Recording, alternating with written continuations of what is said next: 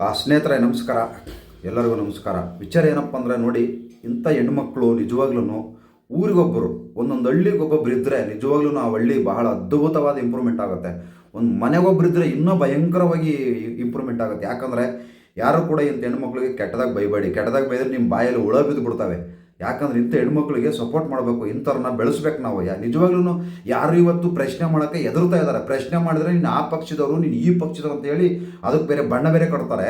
ಅದರಿಂದ ಇಂಥ ಹೆಣ್ಮಕ್ಳಿಗೆ ನಿಜವಾಗ್ಲೂ ನಾವು ಬೆಳೆಸಲೇಬೇಕು, ಸಪೋರ್ಟ್ ಮಾಡಲೇಬೇಕು. ಅವರು ಯಾರೇ ಆಗಿರಲಿ, ಯಾವ ಪಕ್ಷದರಾಗಿರಲಿ. ಯಾಕಂದರೆ ಈ ರೀತಿ ಪ್ರಶ್ನೆ ಮಾಡೋರು ಕಡಿಮೆ, ಭಾಳ ಭಾಳ ಭಾಳ ಕಡಿಮೆ. ಅಯ್ಯೋ ನನಗೆ ಹಾಕ್ಬೇಕು ಅಂತೇಳಿ ಸುಮ್ಮ ಕೂತ್ಕೊತಾರೆ. ಆದರೆ ನಿಜವಾಗ್ಲೂ ಈ ಒಂದು ತಾಯಿನ, ಈ ಒಂದು ಹೆಣ್ಮಗುಗೆ ನಿಜವಾಗ್ಲೂ ಕೈ ಮುಗಿಬೇಕು. ಯಾಕಂದರೆ ಇಂಥ ಹೆಣ್ಮಕ್ಳನ್ನ ಪಡೆದ್ರೆ ನಮ್ಮ ಕರ್ನಾಟಕ ಪುಣ್ಯ. ಆದರೆ ಇತ್ತೀಚಿನ ದಿನಗಳಲ್ಲಿ ಪ್ರಶ್ನೆ ಮಾಡೋರು ಭಾಳ ಕಡಿಮೆ ಆಗ್ತಾ ಇದ್ದಾರೆ. ಸಂಘ ಕಟ್ಟಿಗೆಂದು ರೋಲ್ ಕಾಲ್ ಮಾಡೋಕ್ಕೆ ಶುರು ಮಾಡ್ಕೊಂಡಿದ್ದಾರೆ, ಬ್ಲ್ಯಾಕ್ ಮೇಲ್ ಮಾಡೋಕ್ಕೆ ಶುರು ಮಾಡ್ಕೊಂಡಿದ್ದಾರೆ. ಅಂಥವಕ್ಕೆ ಸಪೋರ್ಟ್ ಮಾಡದೆ ನಿಜವಾಗ್ಲೂ ಇಂಥ ಹೆಣ್ಮಕ್ಳಿಗೆ ಸಪೋರ್ಟ್ ಮಾಡಬೇಕು. ನೋಡಿ, ಒಂದು ವಿಡಿಯೋ ಬರ್ತಾ ಇದೆ. ಬೆಳಗ್ಗೆ 6 ಗಂಟೆಗೆನೆ ಕಾಫಿ ಕುಡಿಯೋ ಟೈಮಲ್ಲಿ ಎಣ್ಣೆ ಅಂಗಡಿನ ಓಪನ್ ಮಾಡಿ ಕುಡಿಸ್ತಾ ಇರೋ ಜನಗಳು ಕಚ್ಚಡ ನನ್ನ ಮಕ್ಕಳು. ಮನೆ ಹಾಳು ಮಾಡ್ಬೇಡ್ರೋ ಕುಡ್ದು ಅಂತ ಹೇಳೋ ಬದಲು ಬಂಡ್ರೋ ಕುಡಿದ್ ಸಾಯಿರೋ ನನ್ನ ಮಕ್ಕಳು, ನೀವು ಸತ್ರೆ ಸಾಯಿರಿ, ನಮ್ಮ ಸರ್ಕಾರಕ್ಕೆ ಕಾಸು ಬಂದ್ರೆ ಸಾಕು ಅನ್ನೋ ಕಚ್ಚಡ ನನ್ನ ಮಕ್ಕಳು ಇರೋದು. ಈಗ ಒಂದ್ ಮಾತು ಹೇಳ್ಬಿಟ್ರೆ ಸಾಕು, ಇವಳು ಬೇರೆ ಪಕ್ಷದೋಳು, ಪಕ್ಷ ಕಟ್ಕೊಂಡು ನನ್ ಎಕಡ ನನ್ಗೇನಾಗ್ಬೇಕಾಗೈತೆ, ನ್ಯಾಯ ಎಲ್ಲೈತೆ ಅದನ್ನೇ ಮಾತಾಡ್ತಾ ಇದ್ದೀನಿ ನಾನು. ಏನಾದ್ರೂ ಅನ್ಯಾಯ ಆದಾಗ ಅಪ್ಪನ ಹೋಗಿ ಕೇಳ್ರಿ. ಜಿ ಪರಮೇಶ್ವರ್ ಅವ್ರೇನಂತಾರ ಗೊತ್ತಾ? ಹೌದಾ, ಅದ್ರ ಬಗ್ಗೆ ನಮ್ ಗಮನಕ್ಕಿನ್ನ ಬಂದಿಲ್ಲ, ತನಿಖೆ ನಡೆಸಿ ನಿಮ್ಗೆ ಆಮೇಲೆ ಹೇಳ್ತೀನಿ ಇಷ್ಟು ಹೇಳ್ತಾರೆ. ಗಮನಕ್ಕೆ ಬರ್ತಾ ಇರೋರು ಒಂದ್ ಕಡೆ ಇರ್ಬೇಕು. ಎಣ್ಣೆ ಓಡಿಸೋದಕ್ ಗಮನ ಬರುತ್ತಾ ನಿಮ್ಗೆ? ಅದ್ರಲ್ಲಿ ಚೆನ್ನಾಗಿ ದುಡ್ಡು ಮಾಡ್ಬೋದಾ? ಗಂಡಸರುಗಳಾದ್ರೂ ಸ್ವಲ್ಪ ಯೋಚನೆ ಮಾಡ್ರಿ. ನಿಮ್ನ ಕುಡ್ಸಿ ನಿಮ್ಮನೆ ಹಾಳು ಮಾಡ್ಬಿಟ್ಟು ಅವ್ರ ಮನೆ ಉದ್ಧಾರ ಮಾಡ್ಕೋತಾವ್ರೆ. ಗಂಡಸರುಗಳು ಸ್ವಲ್ಪ ಯೋಚನೆ ಮಾಡಿ. ನಿಮ್ ಹೆಂಡತಿ ಮಕ್ಳು, ನಿಮ್ ತಂದೆ ತಾಯಿ ಇಲ್ಲಿ ಒಂದೊತ್ತು ಊಟಕ್ಕೆ ಹೆಂಗಪ್ಪ ಅಂತ ಯೋಚನೆ ಮಾಡ್ತಾ ಇದ್ದಾರೆ. ನೀವು ದುಡ್ಡು ಕೊಟ್ಟು ಕುಡಿತಾ ಇದ್ದೀರಲ್ಲ, ಅವ್ರ ಮನೆ ಹೆಂಗಸರು ಮೈ ತುಂಬಾ ಚಿನ್ನ ಏರ್ಕೊಂಡು ದಿನಕ್ಕೊಂದ್ ರೇಷ್ಮೆ ಸೀರೆ ಉಟ್ಕೊಂಡು ಅವ್ರ ಮನೆ ಗಂಡಸರು ಎಲ್ಲಾನು ಚಿನ್ನದ ಬಾತ್ರೂಮ್ಗಳು ಕಟ್ಟಿಸ್ಕೊಂಡು ಕೂತವ್ರೆ ನೀವು ಕೊಡೋ ಎಣ್ಣೆ ದುಡ್ಡಿಂದ. ಇನ್ಮೇಲಾದ್ರೂ ನಿಮ್ ಮನೆ, ನಿಮ್ ಹೆಂಡತಿ, ನಿಮ್ ಮಕ್ಳು, ನಿಮ್ ತಂದೆ ತಾಯಿನ ನೋಡ್ಕೊಳ್ಳಿ ಖುಷಿಯಿಂದ. ಕುಡಿದ್ಬಿಟ್ಟು ಉಚ್ಚೆ ಒಯ್ದ್ಬಿಟ್ರೆ ಬಂದ್ಬಿಡಲ್ಲ ಭಾಗ್ಯ. ಸರ್ಕಾರದವರು ಬರೀ ಹೆಣ್ಮಕ್ಳಿಗೆ ಮಾತ್ರ ಎಲ್ಲ ಫ್ರೀಯಾಗಿ ಕೊಟ್ಟವ್ರು. ಯಾಕೆ ಗೊತ್ತಾ? ಹೆಣ್ಮಕ್ಳು ಬುದ್ಧಿವಂತರು. 90 ಹೊಡ್ಸಿದ ತಕ್ಷಣ ಅಣ್ಣಂಗೆ ಜೈ ಅಂತ ಯಾರು ಹೋಗಲ್ಲ ಅಂತ ಅವ್ರಿಗೆ ಗೊತ್ತು. ಗಂಡಸರು ದಡ್ ನನ್ ಮಕ್ಳು 100ಕ್ಕೆ 100 ಅವ್ರಿಗೆ ಗೊತ್ತು. ಈ ನನ್ ಮಕ್ಳಿಗೆ ಒಂದ್ 90 ಹೊಡ್ಸ್ಬಿಟ್ರೆ ಅಣ್ಣ ಜೈ ಅಂತ ಬಂದೇ ಬರ್ತಾರೆ ಅಂತ ಗೊತ್ತು. ನಿಮ್ದೇನಿದ್ರು 90ಗೆ ಮುಗ್ದೋಯ್ತು. ಗಂಡಸರು ಎಣ್ಣೆ ರೇಟ್ ಎಲ್ಲ ಜಾಸ್ತಿ ಮಾಡ್ಬಿಟ್ಟು ನಿನಗೂ ಫ್ರೀ, ನಿನ್ ಹೆಂಡ್ರಿಗೂ ಫ್ರೀ, ನಿಮ್ ಅವ್ವನಿಗೂ ಫ್ರೀ ಅಂತ ಬೊಗಳುತ್ತಾರೆ ನಿಂತ್ಕೊಂಡು. ಗಂಡಸರು ಎಣ್ಣೆ ದುಡ್ಡು ಜಾಸ್ತಿ ಮಾಡಿರೋದನ್ನ ಯಾರು ಕೇಳ್ತಾ ಇಲ್ಲ. ಎಷ್ಟನ ಜಾಸ್ತಿ ಮಾಡ್ರಿ, ನಾವೇನು ಕುಡಿಬೇಕು ಅಷ್ಟೇ ನಿಮ್ ಯೋಚನೆ. ಹೊಸ ವರ್ಷ ಯಾವತ್ತು ಹೊಸತನದಿಂದ ಶುರು ಮಾಡ್ಬೇಕು. ಅವತ್ತಿನ ದಿನಾನು ಕುಡ್ದು ಹುಚ್ಚ ಹೊಯ್ಕೊಂಡು ಶುರು ಮಾಡೋದಲ್ಲ. ದಯವಿಟ್ಟು ಹೇಳ್ತಾ ಇದೀನಿ ಕೇಳಿ. ಹೊಸ ವರ್ಷದ ದಿನ ಎಣ್ಣೆ ಪಾರ್ಟಿ ಮಾಡ್ಲೇಬೇಡಿ.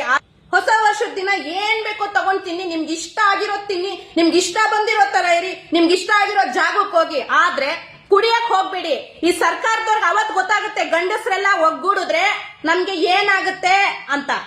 ಅಣ್ಣ ದಯವಿಟ್ಟು ಕೈ ಮುಗಿದ್ ಕೇಳ್ಕೊತಾ ಇದೀನಿ. ನಿಮ್ ತಂಗಿ ಅಂತ ಆದ್ರೂ ಅನ್ಕೊಳ್ಳಿ, ಇಲ್ಲ ನಿಮ್ ಅಕ್ಕ ಅನ್ಕೊಂಡು, ನಿಮ್ ಮನೆ ಹುಡುಗಿ ಅಂತ ಅನ್ಕೊಂಡು ನೀವು ಈ ಸತಿ ನ್ಯೂ ಇಯರ್ ಪಾರ್ಟಿನ ಎಣ್ಣೆ ಕುಡಿದೇ ಶುರು ಮಾಡ್ರಣ. ನಿಮ್ ಜೀವನ ತುಂಬಾನೇ ಚೆನ್ನಾಗಿರುತ್ತೆ. ಏನಕ್ಕಣ್ಣ ಪ್ರತಿ ವರ್ಷ ಕುಡ್ತದಿಂದ ಯಾಕಣ್ಣ ಸ್ಟಾರ್ಟ್ ಮಾಡ್ತೀರಾ? ದಯವಿಟ್ಟು ನನ್ ರಿಕ್ವೆಸ್ಟ್ ಅನ್ಕೊಳ್ಳಿ, ಈ ಸತಿ ಕುಡಿತಾ ಇಲ್ದೇನೆ ಶುರು ಮಾಡಿ ಅಣ್ಣ. ನೋಡಿದ್ರಲ್ಲ, ಈ ರೀತಿ ಯಾರು ಮಾತಾಡ್ತಾರೆ? ಯಾವ ಪಕ್ಷದವರು ಮಾತಾಡಲ್ಲ. ಪಕ್ಷದವ್ರನ್ನ ಕಾಲೆಳೆ ಕೆಲಸ ಮಾಡ್ತಾರೆ. ಆದರೆ ಸಮಸ್ಯೆಗಳ ಬಗ್ಗೆ, ಕರ್ನಾಟಕದ ಬಗ್ಗೆ, ಗಂಡಸರ ಬಗ್ಗೆ ಇಷ್ಟೆಲ್ಲ ಮಾತಾಡ್ತಾರಂದ್ರೆ ನಿಜವಾಗ್ಲೂ ನಾವು ಅವ್ರನ್ನ ಮೆಚ್ಚಿಸ್ಲೇಬೇಕು, ಅವ್ರಿಗೆ ನಾವು ಸಪೋರ್ಟ್ ಮಾಡಲೇಬೇಕು. ಯಾಕಂದ್ರೆ ಇಂಥವ್ರಿಗೆ ಸಪೋರ್ಟ್ ಮಾಡ್ದೇನೆ ಕೆಲಸಕ್ಕೆ ಬರೋದವ್ರಿಗೆ ಈ ವಿಡಿಯೋ ಮಾಡ್ಕೊಂಡು, ಬ್ಲ್ಯಾಕ್ ಮೇಲ್ ಮಾಡ್ಕೊಂಡು, ಯಾವ್ಯಾವ ಹನಿ ಡ್ರಾಪ್ ಮಾಡ್ಕೊಂಡು ಇಂಥವ್ರಿಗೆಲ್ಲ ಸಪೋರ್ಟ್ ಮಾಡ್ತೀರಾ? ಜಲ್ ಸೂಸ್ಕೊಂಡು ಹೋಗ್ತೀರಾ? ಅಂಥವಕ್ಕೆ ಸಪೋರ್ಟ್ ಮಾಡ್ರಿ. ಇಂಥವಕ್ಕೆ ಯಾವನು ಕೆಟ್ಟದಾಗ ಕಾಮೆಂಟ್ ಮಾಡೋದಲ್ಲ. ಕೆಟ್ಟದಾಗ ಕಾಮೆಂಟ್ ಮಾಡಿದ್ರೆ ನಿಮಗೆ ಪುಟ್ಕೋಚಿ ಏನೂ ಸಿಗೋದಿಲ್ಲ. ಅದರಿಂದ ದಯವಿಟ್ಟು ಕೆಟ್ಟದಾಗ ಕಾಮೆಂಟ್ ಮಾಡೋದನ್ನೇ ಅವರು ಸ್ವಂತ ವಿಚಾರಕ್ಕೋಸ್ಕರ ಮಾತಾಡಿಲ್ಲ, ಅವ್ರ ಜನಗಳಿಗೋಸ್ಕರ ಮಾತಾಡಿದ್ದಾರೆ. ಸಮಾಜಕ್ಕೆ ಒಂದು ಉತ್ತಮವಾದ ಸಂದೇಶ ಕೊಟ್ಟಿದ್ದಾರೆ.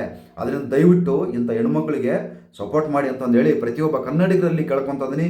ಇತ್ತೀಚಿನ ದಿನಗಳಲ್ಲಿ ಬ್ಲ್ಯಾಕ್ ಮೈಲ್ ಮಾಡೋ ಹೆಣ್ಮಕ್ಳು ಜಾಸ್ತಿ ಆಗ್ತಾ ಇದ್ದಾರೆ, ಮತ್ತು ಹನಿ ಡ್ರಾಪ್ ಮಾಡೋ ಹೆಣ್ಮಕ್ಳು ಜಾಸ್ತಿ ಆಗ್ತಾ ಇದ್ದಾರೆ, ಇಂಥ ಕೆಲಸಕ್ಕೆ ಬರೋದು ಹೇಳಿಕೆ ಕೊಡೋರು ಹೆಣ್ಮಕ್ಳು ಜಾಸ್ತಿ ಆಗ್ತಾ ಇದ್ದಾರೆ. ಅದ್ರ ಮಧ್ಯದಲ್ಲಿ ಇಂಥವ್ರು ನಮ್ಮ ರಾಜ್ಯಕ್ಕೋಸ್ಕರ, ನಮ್ಮ ಕರ್ನಾಟಕಕ್ಕೋಸ್ಕರ ಈ ರೀತಿ ಮಾತಾಡ್ತಾರೆ ಅಂದರೆ ನಿಜವಾಗ್ಲೂ ಇಂಥವ್ರಿಗೆ ಸಪೋರ್ಟ್ ಮಾಡಲೇಬೇಕು. ಒಳ್ಳೆಯದಾಗಲಿ ತಾಯಿ. ನಿಮ್ಮ ಹೆಸರು ಮೋಸ್ಟ್ಲಿ ಅಶ್ವಿನಿ ಅಂತ ಇರಬೇಕು. ನಿಜವಾಗ್ಲೂ ನಿಮಗೆ ಭಾಳ ಒಳ್ಳೆಯದಾಗಲಿ, ಇನ್ನೂ ಶಕ್ತಿ ಕೊಡಲಿ ಆ ದೇವರು, ಒಳ್ಳೆ ಆರೋಗ್ಯ ಕೊಡಲಿ ನಿಮಗೆ ಅಂತಂದೇಳಿ ಆ ಭಗವಂತನಲ್ಲಿ ಪ್ರಾರ್ಥನೆ ಮಾಡ್ಕೊತಿದ್ದೀನಿ. ನಮಸ್ಕಾರ. ಇನ್ನು ಇದೇ ರೀತಿ ಹೆಚ್ಚು ಹೆಚ್ಚು ಈ ಥರ ಜನಕ್ಕೆ ಒಂದು ಒಳ್ಳೆ ಅದ್ಭುತವಾದ ಸಂದೇಶಗಳನ್ನು ಕೊಡ್ತಾ ಇರಿ, ಜಾಗೃತಿ ಮೂಡಿಸ್ತಾ ಇರಿ. ನಿಜವಾಗ್ಲೂ ನಿಮಗೆ ಒಂದು ದೊಡ್ಡ ಸೆಲ್ಯೂಟು. ಎಷ್ಟು ಧನ್ಯವಾದ ಹೇಳಿದ್ರು ಅದಿನ್ನೂ ಕಡಿಮೆನೇ. ಯಾಕಂದರೆ ಎಷ್ಟೋ ಗಂಡಸರುಗಳು ಕೈಯಲ್ಲಿ ಸೀರೆ ಬಳೆ ಉಟ್ಕೊಂಡು ಡ್ಯಾನ್ಸ್ ಮಾಡ್ತಾ ಇದ್ದಾವೆ. ಅಂಥ ಗಂಡಸರ ಮುಂದೆ ನಿಜವಾಗ್ಲೂ ನೀವು ಒಂದು ಕರ್ನಾಟಕ ಗಂಡಸಾಗಿ ಹುಟ್ಟಬೇಕಾಗಿತ್ತು. ಆದರೆ ಒಂದು ಹೆಣ್ಣು ಮಗಳಲ್ಲಿ ಗಂಡಸರು ನೋಡ್ತಾ ಇದ್ದೀವಲ್ಲ, ನಿಜವಾಗ್ಲೂ ಹೆಣ್ಮಕ್ಳೇ ಒಂಥರ. ಇಂಥ ಹೆಣ್ಮಕ್ಳು ನಿಜವಾಗ್ಲೂ ನೀವೇ ಗ್ರೇಟು, ನೀವೇ ಪವರ್ ಅಂತ ಹೇಳೋಕ್ಕೆ ಇಷ್ಟಪಡ್ತಾ ಇದ್ದೀನಿ. ಗಂಡಸರು ಮಾತಾಡೋಕ್ಕಾಗದೇ ಇರೋದನ್ನ ನೀವು ಮಾತಾಡ್ತಾ ಇದ್ದೀರಲ್ಲ, ಕೆಲವರು ಗಂಡಸರು ನೋಡಿ ವೇಸ್ಟ್. ಯಾಕಂದ್ರೆ ನಾವು ಮಾತಾಡ್ತಿದ್ವಿ, ನಮ್ಮ ಜೊತೆಗೆ ನೀವೊಬ್ಬರು ಸಿಕ್ಕಿದ್ದೀರಾ. ನಿಜವಾಗ್ಲೂ ಒಳ್ಳೆಯದಾಗಲಿ. ನಮಸ್ಕಾರ.